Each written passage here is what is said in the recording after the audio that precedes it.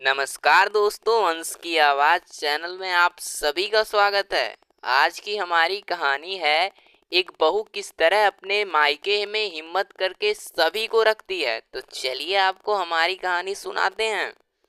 तुम्हें कितनी बार बताया है, मेरे तैयार होने से पहले मेरा नाश्ता हो जाना चाहिए। शादी के 20 साल भी बाद भी मुझे क्यों बार बार एक ही बात बतानी पड़ती है। संगीता, क्या तुम तो आराम से घर पर रहोगी, मुझे काम पर जाना पड़ता है। तुम हो कि हमेशा बेवकूफ़ों जैसी हरकत करती रहती हो। अगर तुम यह जानबूझकर करती हो तो याद रखना, मुझसे बुरा कोई नहीं होगा।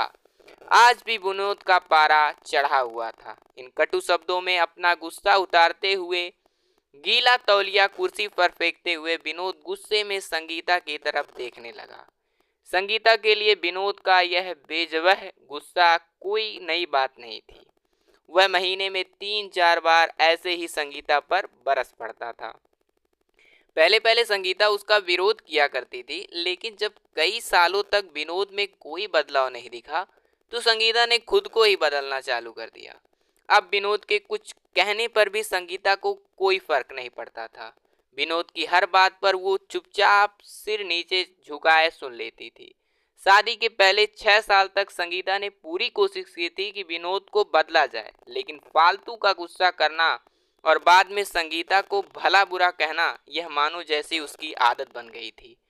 कोई भी बात विवाद होता तो विनोद सीधा संगीता को बोल देता, अगर मैं तुम्हें अच्छा नहीं लगता तो क्यों चली नहीं जाती यहाँ से, क्यों रहती हो मेरे साथ। इतना सब कुछ होने के बावजूद संगीता विनोद के साथ रहती थी, क्योंकि उसे अपनी बेटी की फिक्र थी। वह जाती भी तो कहाँ जाती, अपने बूढ़े माँ बाप के पास।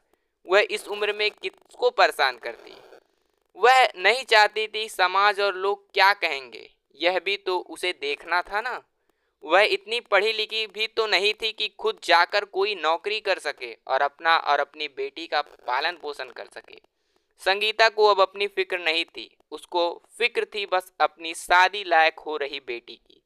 संगीता नहीं चाहती थी कि पति पत्नी के झगड़े की वजह से रुचि डिस्टर्ब हो। रुचि उसकी बेटी है। रुचि की पढ़ाई पूरी हो चुकी थी, उसके लिए अब शादी के रिश्ते आने लगे थे। कई रिश्तों को रुचि ठुकरा चुकी थी। 2-3 महीने बाद एक अच्छा रिश्ता आया। रिश्तेदारों ने, पहचान के लोगों ने भी लड़के के बहुत गुणगान गाए थे। विनोद एक शाम अपनी बेटी के पास बैठकर उसे बताने लगा, रुचि बहुत अच्छा लड़का है, पढ़ा लिखा है, बड़ा घर है, बहुत अच्छी नौकरी है। रुचि की पढ़ाई भी हो चुकी थी। ऐसे रिश्ते बार बार नहीं आते बेटा, इस बार मना मत करना। रुचि अपने पिता से ज्यादा बात नहीं करती थी, शायद डरती थी या शायद नफरत करती थी, लेकिन आज वो अपनी पूरी हिम्मत इकट्ठा कर बोली, मुझे अभी शादी नहीं करनी है पापा, मैं नौकरी करना चाहती हूँ, खुद अपने पैरों पर खड़ा होना चाहती हूँ।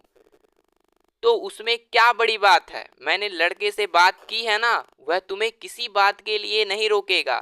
तुम शादी के बाद भी नौकरी कर सकती हो, वह तुम्हें नौकरी के लिए परमिशन दे देगा। विनोद बोला, मेरा नौकरी करना या ना करना उसकी परमिशन पर क्यों डिपेंड रहेगा पापा। रुचि ने पूछा, मैं कह रहा हूं ना, तुम्हें किसी भी चीज की कोई कमी नहीं होगी वहां। ऐसे रिश्ते बार बार नहीं आते, इसे ठुकरा मत, बहुत खुश रहोगी तुम यहाँ। विनोद बोला, पापा क्यों, मैं उतनी ही खुश रहूंगी जितनी मम्मी इस घर में मुझे खुश रखती हैं। रुचि ने तंज कसते हुए कहा, आज तुम्हारी जवान कुछ ज्यादा नहीं चल रही है। विनोद गुस्से में आंखें बड़ी करते हुए बोला, पापा मुझे शादी ही नहीं करनी, क्योंकि शादी के बाद अगर वह लड़का आपके जैसा निकला तो मैं क्या करूंगी। मुझे आपके जैसा जीवन साथी नहीं चाहिए जो बिना बात के मुझ पर हमेशा चिल्लाए। मुझे कुछ भी अपनी पसंद का लेना हो तो 10 बार सोचना पड़े, कहीं वो नाराज ना हो जाए।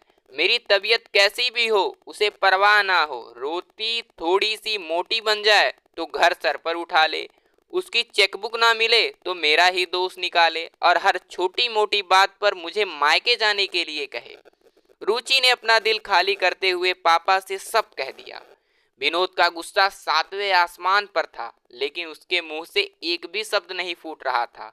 वो रुचि की बातें सुन रहा था। रुचि उतना ही बोलकर चुप नहीं हुई आज पहली बार वह अपने पापा के सामने इतना कुछ बोल रही थी। पापा अपने माँ के साथ हमेशा गलत व्यवहार किया है। आप अपने ऑफिस का गुस्सा बिना सोचे समझे माँ पर उतार देते हैं, कभी इस बात की परवाह भी नहीं करते कि उन्हें कैसा लगता होगा। आपकी बातें सुन सुन माँ ने अपना स्वाभिमान खो दिया है। विनोद आज पहली बार अपने किए बर्ताव को महसूस कर पा रहा था। वो इतना ही बोल पाया, जो तुम्हारा मन हो वो करो, मैं तो इतना बुरा हूं ना। रुचि ने विनोद का हाथ पकड़ा और बोली, पापा मुझे सिर्फ एक सवाल का जवाब दे दो, क्या आप चाहोगे कि मेरा पति आपके जैसा हो? अगर आपका जवाब हाँ है तो कर दीजिए मेरा रिश्ता आज ही, और ना है तो मुझे आत्मनिर्भर बनने दीजिए। विनोद कुछ भी ना बोल पाया और वहां से चुपचाप बाहर चला गया। आज उसे संगीता के सामने जाने में शर्म आ रही थी। चलते चलते उसकी आंखों से आंसू बह रहे थे। विनोद ने आज से अपने आप को बदलने का निश्चय किया। अगले दिन से संगीता ने अपने पति में काफी बदलाव देखा। वह सोचने लगी कि जो हिम्मत रुचि ने दिखाई, वह हिम्मत अगर मैं पहले दिखाई होती तो शायद आज परिस्थितियां कुछ और होती। अब रुचि पढ़ लिख कर अच्छी नौकरी करने लगी थी और 3 साल बाद उसके लिए एक अच्छा रिश्ता आया। और उसकी विदाई पर विनोद बोला, बेटा तू हमेशा खुश रहेगी क्योंकि तेरा पति तेरे बाप जैसा नहीं है। विनोद की यह बात सुनकर संगीता और रुचि की आंखों में आंसू आ गए। तो दोस्तों कैसी लगी हमारी कहानी कमेंट बॉक्स में जरूर बताइएगा। और रुचि ने सही किया या गलत किया ये भी कमेंट बॉक्स में जरूर बताइएगा। अगर आप चैनल पर नए हैं तो चैनल को जरूर सब्सक्राइब कीजिएगा, क्योंकि हम ऐसे ही स्टोरी आपके लिए लाते रहेंगे। फिर मिलेंगे नए वीडियो में, तब तक